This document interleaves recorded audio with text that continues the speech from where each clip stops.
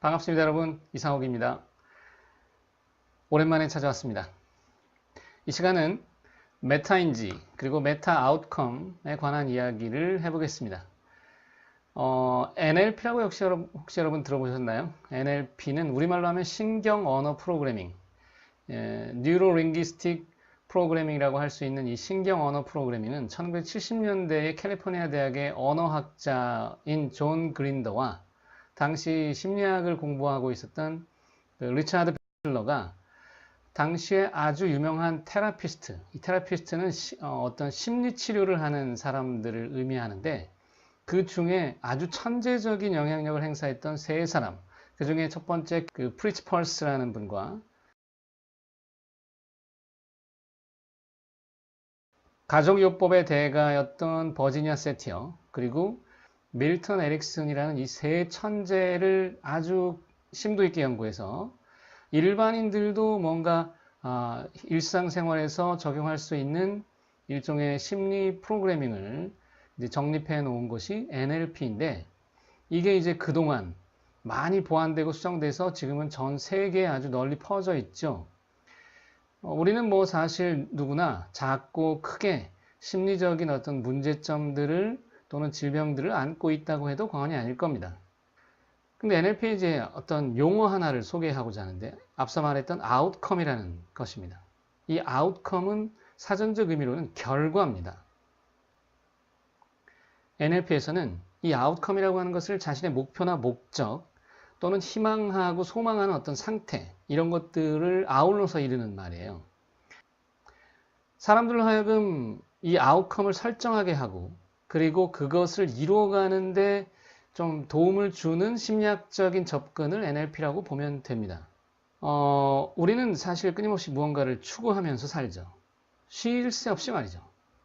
그 양과 또는 깊이의 차이가 있을지는 몰라도 항상 우리는 무언가를 바라고 원하는 건 사실입니다. 하고자 하는 일이 이루어지길 바란다면 목적과 목표를 제대로 바라보는 일, 거기서부터 시작돼야 된다는 걸 우리가 깊이 인식해야 합니다. 특히 이제 어린 또는 젊은 친구들일수록 더 이러한 아웃컴 설정에 더 민감해야 하는 것이죠. 여러분은 무엇을 원하십니까?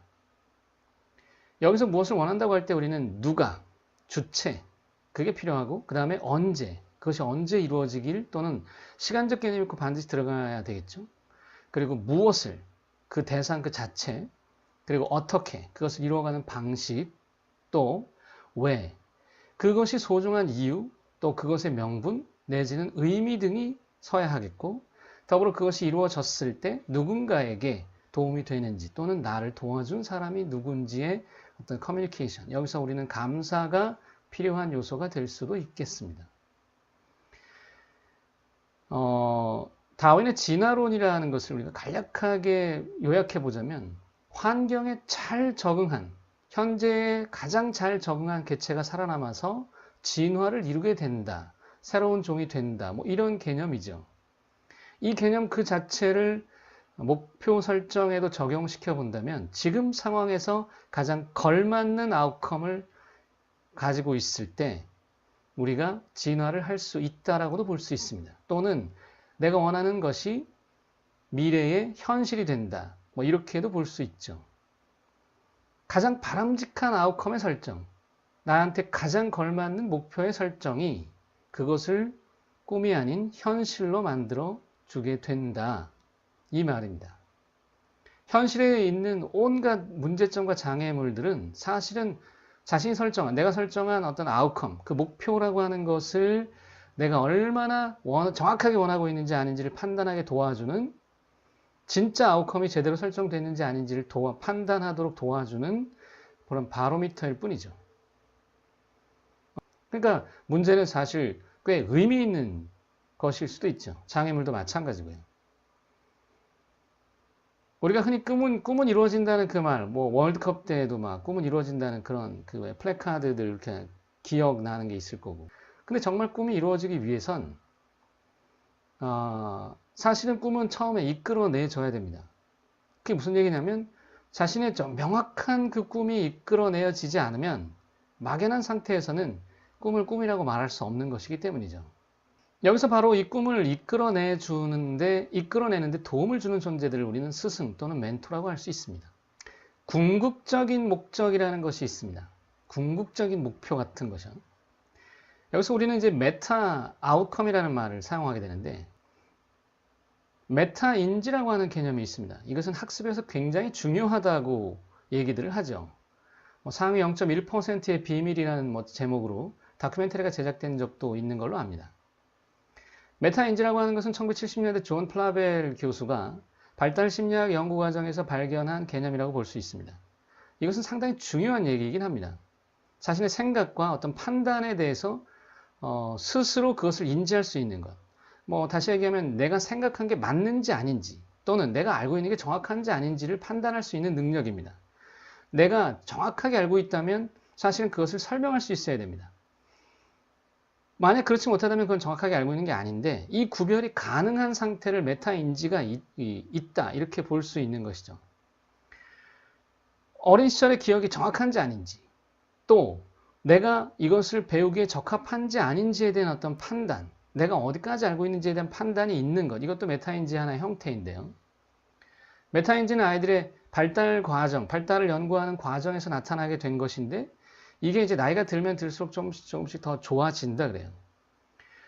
나무위키에서 이 메타인지에 대한 예로서 아이가 이제 수영을 배우는 과정에서 자신이 100m 정도를 완주할 수 있는지에 대한 어떤 판단이 있는가, 만약에 있다면 자신이 그것이 불가능한지 가능한지를 판단할 수 있는 메타인지가 있을 때 불가능하다면 그것이 장애물이거나 또는 문제점인데 그것을 해결할 수 있는 어떤 체력의 뒷받침을 위해서 노력을 한다거나 또는 기술을 더 익히려고 하는 시도를 하게 될 거라는 거죠. 그렇게 되면 그것을 결국엔 해내게 된다는 개념일 수 있습니다. 이것과 메타 아웃컴이라는 개념은 서로 일맥상통하는 부분이 아주 큽니다. 메타 아웃컴이라고 하는 그 목적 또는 소망, 희망하는 그 상태가 굉장히 명확한 것 또는 내가 그것을 정확하게 인지하고 이해하고 있다는 부분이에요. 정말 궁극적인 목적과 의도를 내가 정확하게 이해하고 있고 내가 그것을 진짜로 바라고 있는지 아닌지를 명확하게 판단하는 상태를 메타 아웃컴이라고 본다면 그 메타 아웃컴이 성립이 되면 분명히 이 아웃컴은 이루어질 수 있다고 봐도 될 만큼, 왜냐하면 자신의 문제점, 부족한 점들을 정확히 파악하고 있고 그것을 개선하고 채우기만 한다면 아웃컴은 현실이 될 수 있다는 얘기니까요. 수학 문제를 풀기 전에 우리의 개념이 부족하다면 그 수학 문제를 어떻게 풀어야 할지 막막한 상태, 몰라서 막막한 상태에 아무것도 안 하는 멍한 상태 경험들 해보실 텐데 만약에 여기서 메타 인지가 가능하다면 또는 메타 아웃컴이 가능하다면 자신이 무엇을 모르고 이 문제를 풀기 위해 어떤 부분이 극복되어야 하는지를 정확히 인식한다면 그것만 해결하면 되죠. 우리가 만약에 문제를 풀 수 있다는 상태로 가보면 어떻게 해야 될지를 정확히 인지하고 있는 것 아닙니까? 그래서 그것을 다 설명할 수 있을 겁니다. 메타 아웃컴도 똑같습니다.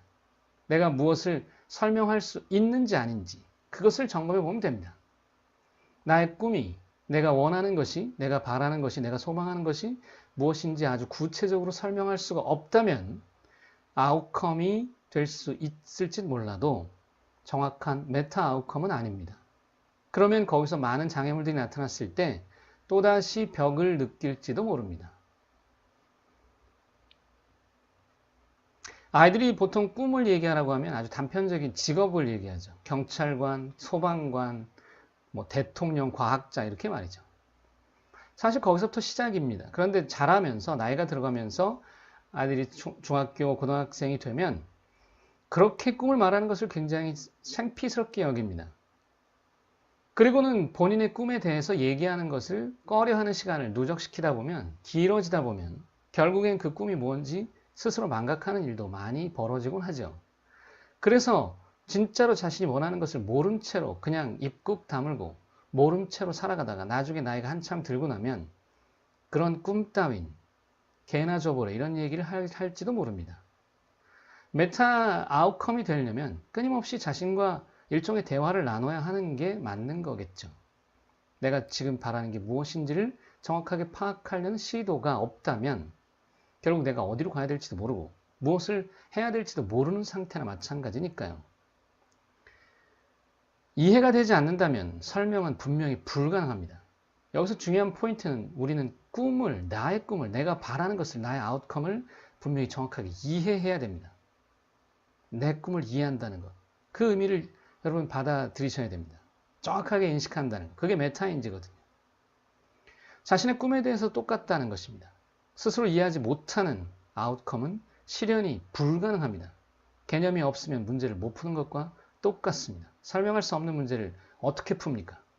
메타 아웃컴이 되기 위해서는 분명히 스스로 자신의 꿈에 대한 이해 그리고 확신이 필요합니다.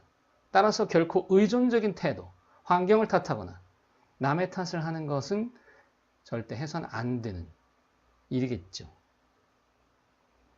우리가 해야 할 일은 꿈을 이루기 위해서 부족한 것을 채우고 장애물을 제거하고 그리고 에너지를 끊임없이 공급하면서 계속 달려나가는 것입니다. 그때 부족한 것과 장애물을 볼 수 있는 눈이 바로 메타인지입니다.